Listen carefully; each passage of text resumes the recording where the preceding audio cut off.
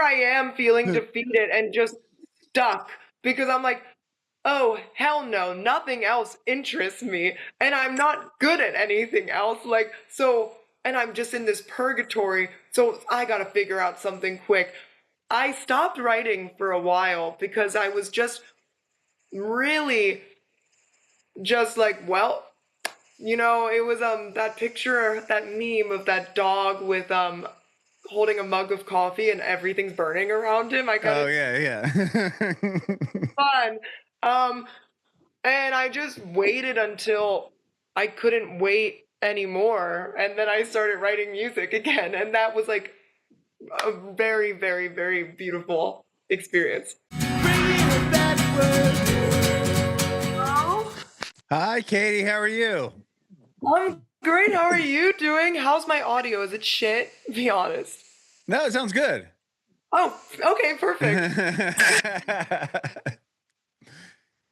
So good to see you again. This is the fourth time I've had you on our show. I know. Well, you know what they say: four times the charm. Is that what they say? And if they didn't, they're gonna start saying it now. It's good to be back. I love it. Well, again, I appreciate you doing this. Yeah, it's been a while. I think 2022 is when I had you on last. It's been like 3 years. Oh my God. Well, how have you been? I've been great. How have you been? A lot has happened, I know. A lot has happened. Yeah. And you know what? Whenever I'm like asked about it or have to think about it too much, I just forget everything that has happened. So right now I'm great. I'm Okay, that's good. Well, yeah. So last time we spoke, you had Nothing was the single, and the two EPs weren't out yet. You thought it was going to be an album, so I'm curious to hear oh my about that. And then God. obviously the new music that's out now. Oh wow. Well, where do we start? Shit. I want to start real fast by saying, because I know where you're from.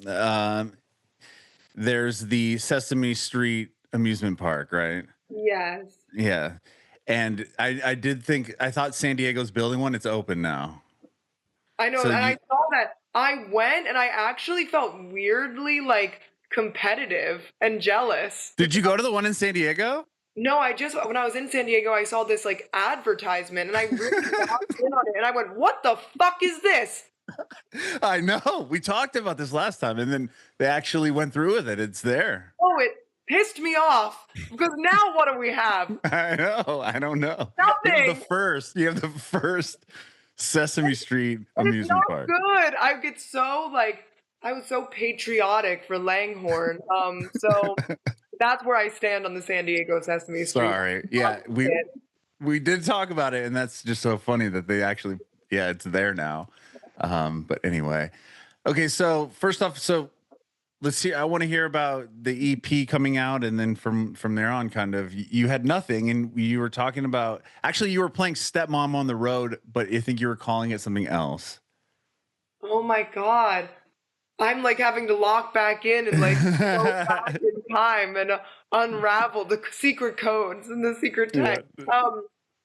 Oh, well, at that time, yeah, Stepmom wasn't out, and I was like just so hell bent on ruining my ex's life at that time. So that was an era for me.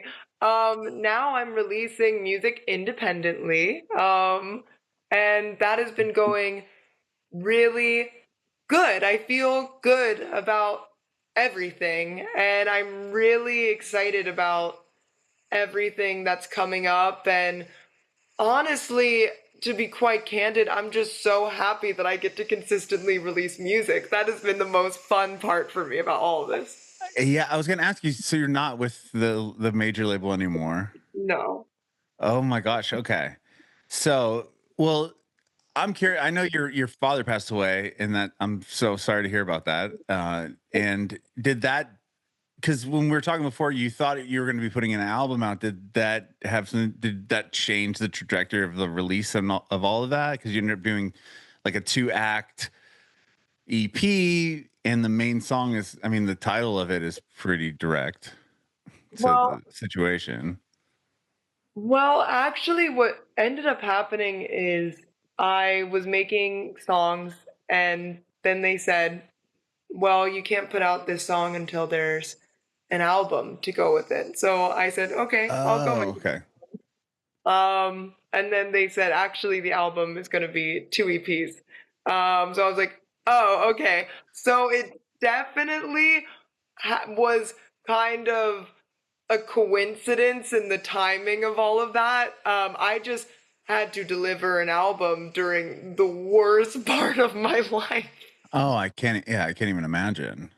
But I'm really happy it didn't become my first album. I still don't have a debut album. That is like a coveted thing. Like for you to say like my debut album. So I'm actually the way it panned out and how everything worked really worked in my favor because I don't have to it was just a period of my life. Yeah, yeah, a lot going on, and then you had to deliver an it was supposed to be an album that's okay, it's 2 EPs. So then how did you were you able to decide what you wanted on the first EP versus the second act, and how did you break that down? Or did it become this 2-act thing later? Like, when did that kinda come together? I had all the songs, and then how I split them was pretty much very cut and dry. I just was like, well, how many sad songs is on this one? Okay, but now we put a upbeat one on this one. It was very, very analytical and just honest. Quite frankly, I just split what was going to be the album perfectly down the middle, and I just said Oh, okay. two. Here's A and B. Okay, or yeah, act 1 and act 2. Yeah, there you go. Oh, interesting. Okay, so it wasn't you just kinda did it that way after the song's already there. Yeah, the songs all existed. I just literally split them in half. Okay. Okay. Very, very cool. And then from there, you released that with the major label, and then you guys ended up splitting ties. And were you able to like how has that changed, and what was that like? Did you were you when that happened? Were you like, this is over? Like, am I going to keep doing music? Like, how was that a tragic thing to deal with, or no? For sure. I mean, this industry is hard, for lack of a better word. And you constantly feel like you're fighting for survival, or in this case, exposure or relevancy. And you're told that the major labels, that's your beacon of hope. If you're under one of them, like you're going to be okay. So Right. I mean, that's the thought, right? You think, oh, you're signed to this major label, so the checks are coming in every, that's just you go from zero to like a millionaire like that. Yeah, that's just like this idea that people have, right? When you think, yeah, oh, they're signed to a major label, like they're so people successful. thought I was about that life. Well, you were on TV, you were on American Idol, and they'd have you come back, and so it's yeah, but It was it's not. scary. It was definitely like a really weird place to be because I was starting all over, kind of mentally and physically. I was Mhm. kind of, it felt like I was back to square one.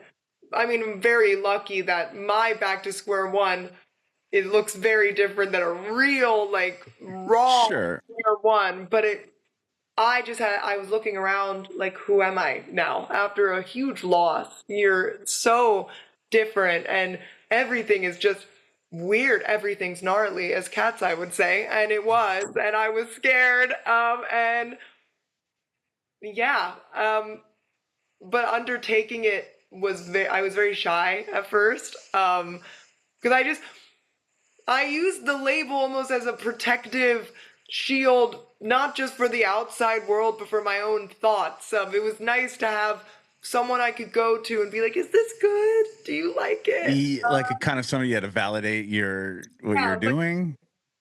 it was getting permission, and the hardest thing is Yeah. to give permission to yourself. So that has been ultimately what I have taken away from all this whole independent music business is that, oh my God, I'm steering this ship and we're not going to crash. That's so interesting. I've never thought of it that way, but I would be the same way. I'd be thinking like, oh, who's gonna tell me that this is good enough to go out, or who's gonna give me that? Because you can make all those decisions on your own. You can put out whatever the hell you want whenever you want. So instead of having that, you grow up, or you're in not grow up, but you have learned that this is the way it's working. But now those ties are gone. You can do whatever you want. I know, and that's so exhilarating while also being just like existential because you're like, oh my God, I can do whatever I want. If I want to, I could just like DM whoever and they could think I'm weird, but I can. And that Right. was just so hard to get inside my head that like there is really no rules to this industry. Hmm. So once you kind of, I mean, once that all happens, did you get back to writing music fairly quickly, or that ever stop, or did you ever think like, I mean, I've had other artists on who have had that happen. They lose the major label deal, like, oh, this is over, and then they're obviously still doing it and they have major success, but it's like I've had other people talk about, you get to a point where like, do I go back to school? Do I even continue doing this? Like, did you feel defeated at all, or were you never thought like, I'm not done singing and not done writing songs? I definitely felt defeated, but I also, I mean, in my song Nothing, I literally say I won't go back to college. Right. Yeah, exactly. But So here I am feeling defeated and just stuck because I'm like, oh, hell no, nothing else interests me, and I'm not good at anything else. Like, so, and I'm just in this purgatory, so I gotta figure out something quick. I stopped writing for a while because I was just really just like, well, it was that picture, that meme of that dog with holding a mug of coffee and everything's burning around him. I kind oh of yeah, yeah. fun. Um, and I just waited until I couldn't wait anymore, and then I started writing music again, and that was like a very, very, very beautiful experience. Was Friends the first song you had written, or was that already done before all this had happened? I wrote Friends in it was at the end, so basically I was still on the major label, but I knew we were going to split ways. Um, I wrote that in December 2023. I Oh, okay. was really, I was angry. When did you, what was the first song you put out on your own then? Was it the next one with Come Down, or was it even later after that? The first song that I wrote and released that I didn't write under Atlantic, like during the Yeah. Atlantic time, Yeah. was I Might. Oh, it was. Wow. It was Come Down Friends and Last Name I wrote technically under Atlantic, but at the Yeah. very end, so I was allowed to take those and release those independently. But I wrote them under Atlantic, and Mhm. I Might, Not Young, Just Dumb, Tourist Attraction, everything now. Now is all Yeah. you, or just you independently? Yeah. Okay. Did you wait on those other three songs, or was it like, I'll just put out Friends and Come Down and Last Name in this order? Because you did that independently, so you could choose if you wanted, when and how you wanted to do it. Was that different than Hmm. releasing your other music before that? Well, I put out Friends, Come Down, and Last Name almost as a way to buy time because I was in that stuck weird place, and as I was getting my footing back and to what music means to me and what it means to be a musician and all those big questions, um I had those songs and I really loved them, and I'm like, okay, these will be my test subjects of being independent. These will be my practice. I Okay. will be free. And then I wrote I Might um last year, and then it kind of just sat in the vault, and I didn't really do anything with it because I had Come Down Friends Last Name ready to go. And then Hmm. once I released those songs, I'm like, well, shit, I have nothing else, so I gotta write more songs. And so now this year, I wrote Not Young, Just Dumb this year, Tourist Attraction this year. Everything is up to date. Else is up to date. Yeah. Wow. Okay. Was it hard there?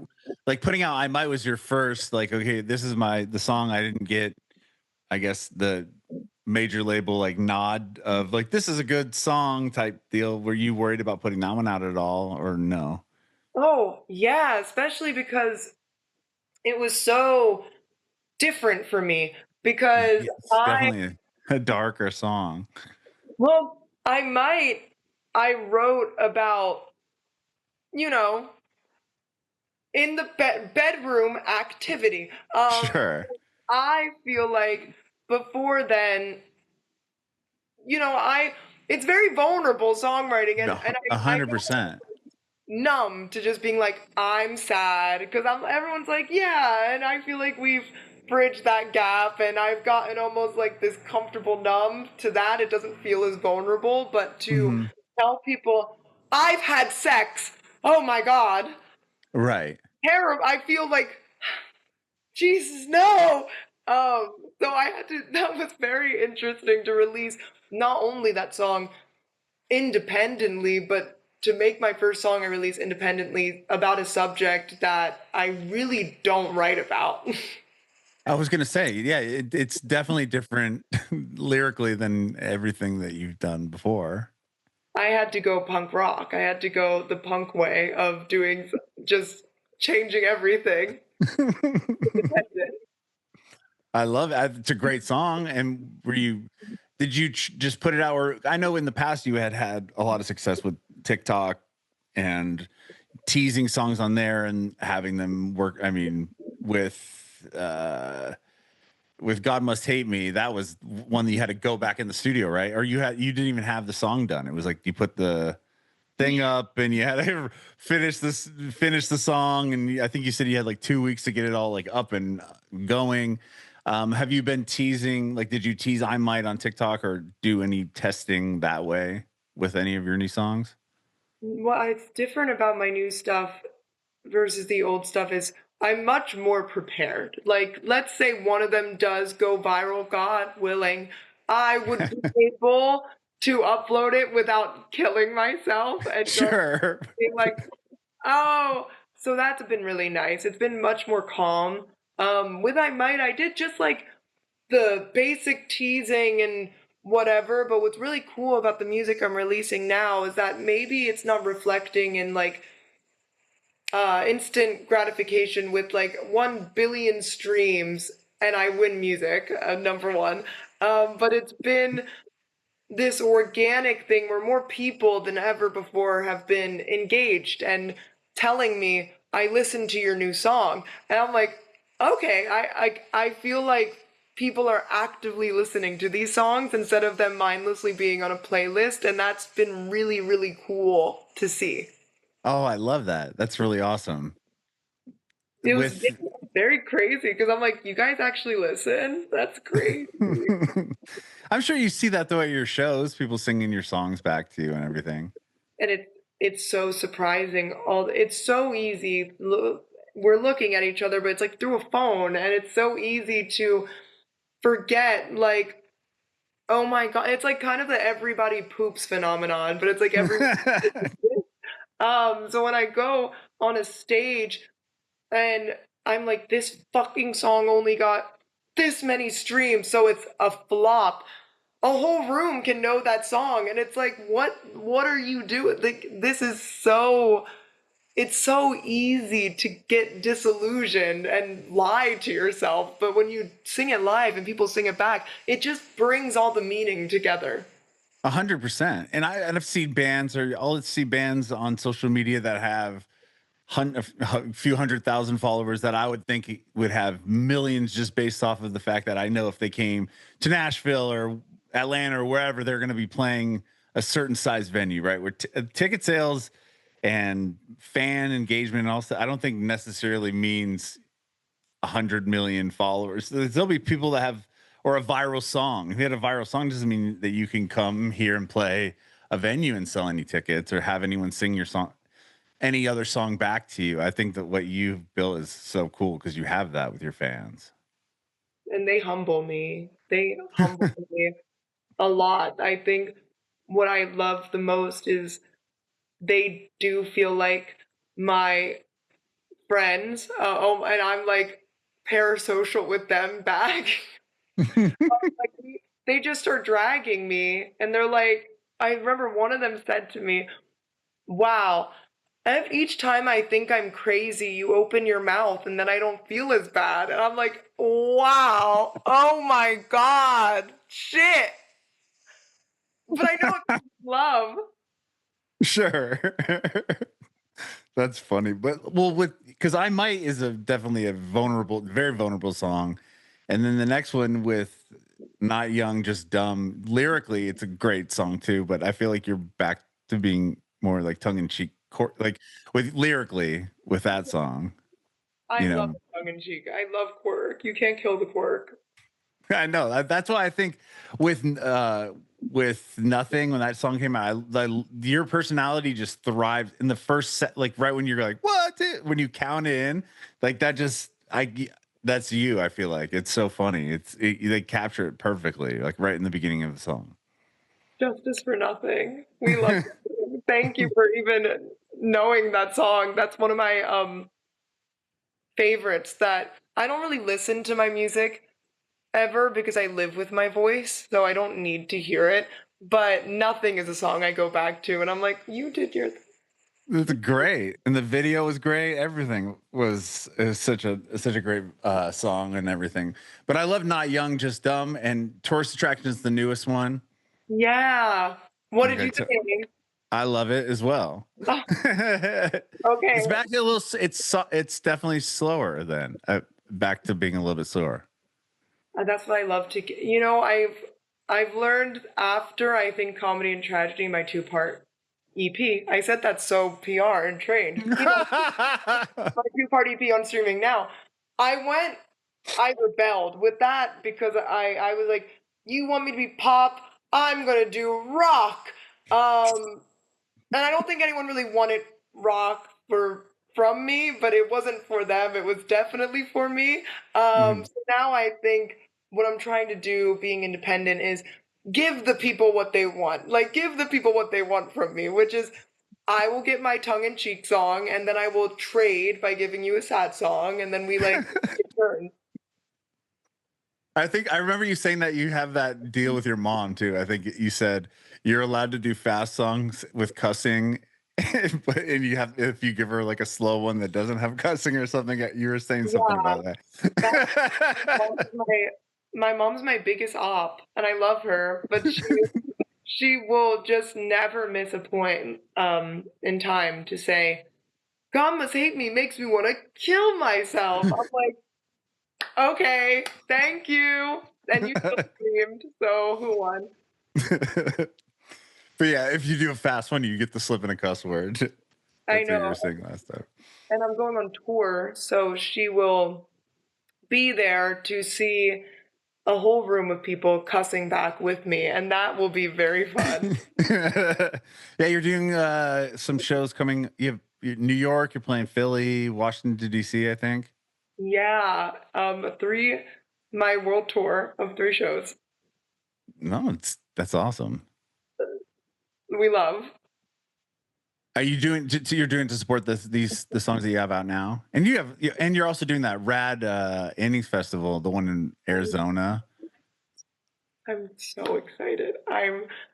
So, as a fan of music, I am just like so geeked because The Fray is playing. Right, Well, other than 21 Pilots, duh. Like, I get to sing Lord, Out your of date, yeah, Chicago is so good. I get to sing out of Save with a Life. Chicago, and I've already planned, like, I need to be drunk.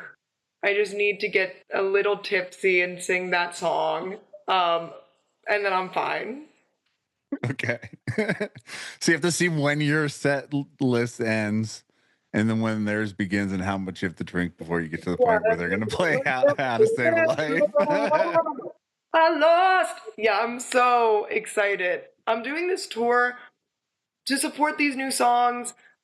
But it's also more of just me, coming back and letting people know, hey guys, like it's really for me just to get back into putting myself out there and being on a stage. I haven't done more than just a one-off acoustic set since 2023. So it's been Wow. years, I know, and I'm a little nervous.